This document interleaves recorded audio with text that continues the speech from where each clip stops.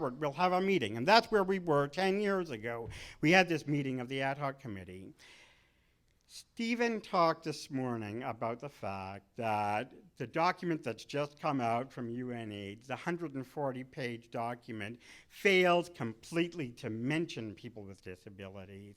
This after commitments from the highest levels of UNAIDS to talk about disability over a number of years. So clearly, we need to keep the pressure on. And that's why I'm saying it's analogous to where we were at the meeting in 2002, because at that time, the governments came together, delegations from around the world came together, and I think, if I'm honest about it, most countries, most delegations came to that meeting in 2002 with the agenda to put this thing to rest, to just say no, to find a way to finesse it, to say we're not going to move forward with a disability convention. I remember conversations with diplomats from many countries around the world in which they gave the most passionate descriptions of a thing that I'd never heard of before called treaty fatigue. They talked about treaty fatigue and about the UN system and about how there just wasn't the resources, there weren't the resources to move forward with another convention. There were too many conventions already. And besides, people with disabilities are people already, so they were covered by these other conventions. So that was a big argument to say, we don't need to have another convention for people with disabilities because you're covered by these other conventions. Now, as it happens, the year or two before that, the UN High Commissioner for Human Rights had done a study that looked at the entire UN system, the entire human rights architecture, all of the human rights treaties in the UN system, and said, okay, we're hearing that people with disabilities are covered by all of these other conventions. So what we want to do, what the study did, was reached out to try to find evidence of people with disabilities being reported on in these other human rights conventions. And 2 European academics surveyed all of the countries in the world to say, okay, you report on the Convention on the Rights of or the Convention on the Rights of the Child and the Women's Convention and all of the other human rights conventions. Tell us where you are with reporting on disability in that. And almost nobody could point to a specific example of where people with disabilities were referred to. So it turned out that, in fact, people with disabilities were not being covered off or being attended to in the already existing human rights structure in the UN. And I think that, again, I'm trying to make the point, what we're going to hear a lot this week, and we're in the workshop that we're going to, and we're listening to people talk about, people are going to be saying things like, oh, we don't need to specifically talk about people with disabilities because you're going to be covered off by all of the other work that we're doing. We're setting up programs and people with disabilities will naturally be included. Or, as some colleagues have said here this morning, there's no need to include people with disabilities for all of the reasons that have come up around the table in the myths discussion. But we know, as enthusiastic, dedicated disability advocates, that there is every reason under the sun to include people with disabilities and to include us vigorously in all of the discussions related to AIDS and all of the discussions around the table, around the whole meeting, the UN AIDS session over the coming week. We've talked for years about trying to get disability onto this agenda. We're moving forward slowly, step by step. And I just want to say that we're at the same point on the, in my view, we're at the same point on the AIDS agenda where we were on the human rights agenda more largely 10 years ago. when we came together for the first meeting of the CRPD. And what did we do with those meetings? Well, we did what we're doing here today. We brought young, committed, dynamic, disabled people from around the world to the UN, to that meeting. And it's interesting because that meeting was primarily a meeting of diplomats and of government officials, most of whom had never met a person with a disability before. And in many ways, it's analogous to what we're going to see here in Washington this week. What we did with the young people and with the disabled people who were at that meeting is we encouraged them. We met like we're meeting here. We did training. We talked about how to engage. We talked about how to get people's attention. We talked about how to make noise, as was said earlier today. And that's what we need to do, again, over the course of the next week.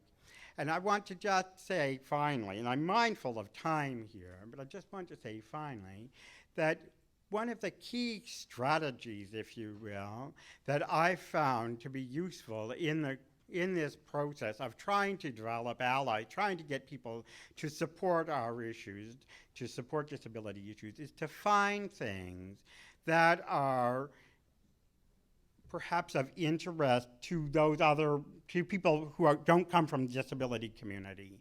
So, for example, one of the things that we did to try to engage mainstream disability or mainstream human rights organizations during the work of the ad hoc committee was we talked about the reporting process that was going to be put forward with the new UN convention. And we talked about the fact that there was a concern that the reporting process for the CRPD would be less robust, would be less strong than were other human rights treaties.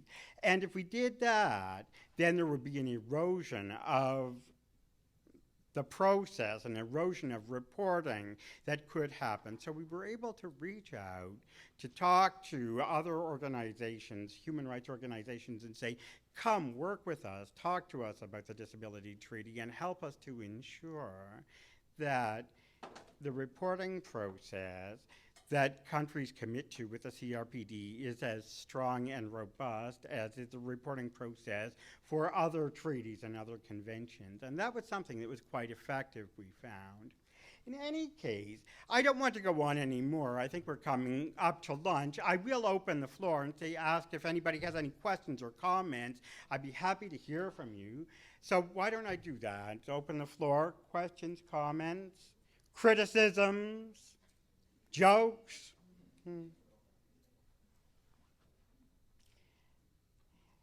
Hi, yeah, it's the young lady from Jamaica. Can I get a microphone over here?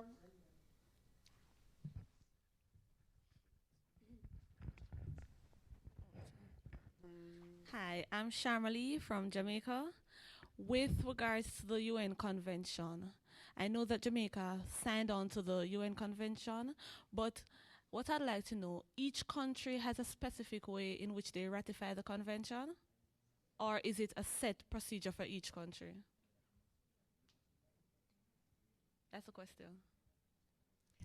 Jamaica actually both signed and ratified on the very same day, the first day that the convention opened for signature in 2008, and it was the only country in the world to do that.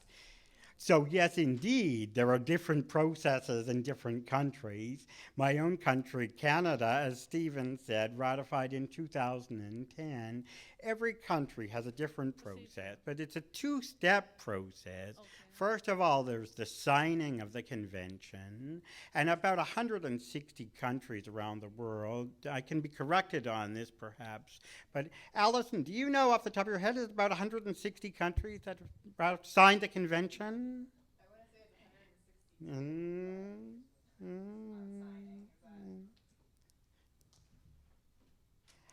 Okay, somewhere in that ballpark. In any case, about 160 countries have signed, but far fewer have ratified.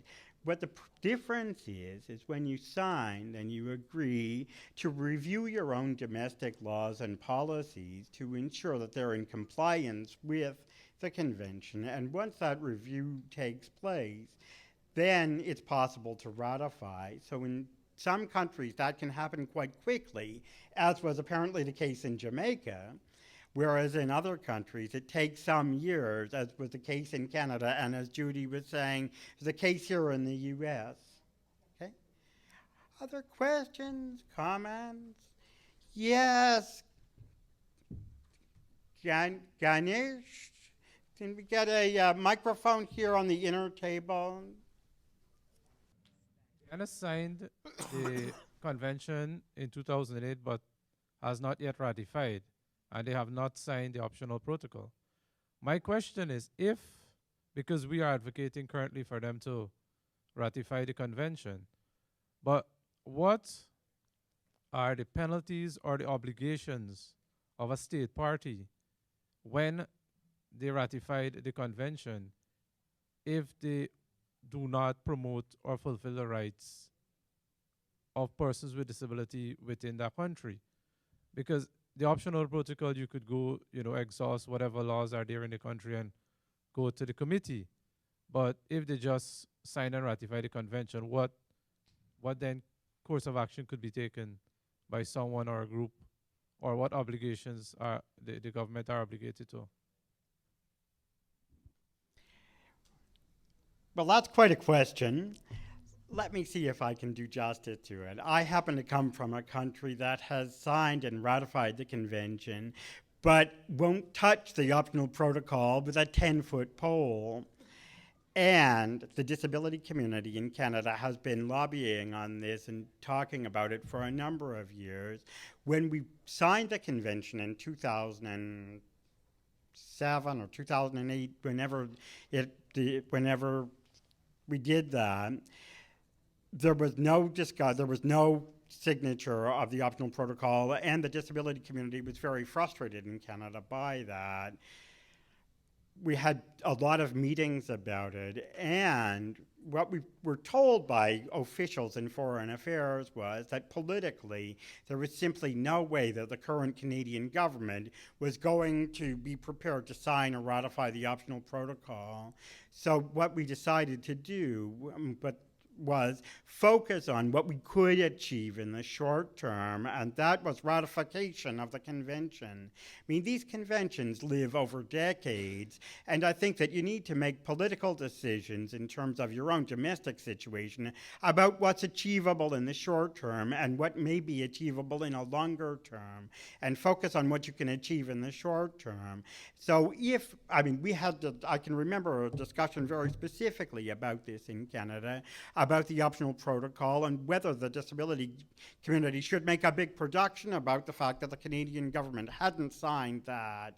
And we basically confronted the reality that if we did that, then we would likely poison the environment entirely around the convention, and we wouldn't get the country to ratify the convention itself. And others can talk more knowledgeably about this than I, but I would say that there is significant value in signing and ratifying the convention alone. It's better to ratify the optional protocol, but the optional protocol is simply a mechanism that allows for individual complaints to be brought forward to the UN treaty body. And that's only one very small part of what countries have to do in terms of meeting their obligations under the convention. Countries have to report in a much larger way, and in fact, in the 2 or 3 years that the CRPD committee has been meeting, there have been several efforts to move forward specific cases under the optional protocol, but they're almost always ruled out for procedural reasons. So I wouldn't say give up on the optional protocol at all, but I would encourage you to focus your energy on ratification of the convention itself, because that we found to be a very useful first step. Why I ask the question is that currently we have a Persons with Disability Act in Guyana, but most, or if not all, it's not really anti-discriminatory. It's just obligations on the part of the government ministries with no penalties or timelines. So basically, it could happen in February, not at the present. It could take a very, very long time for things to happen. right? So thank you very much.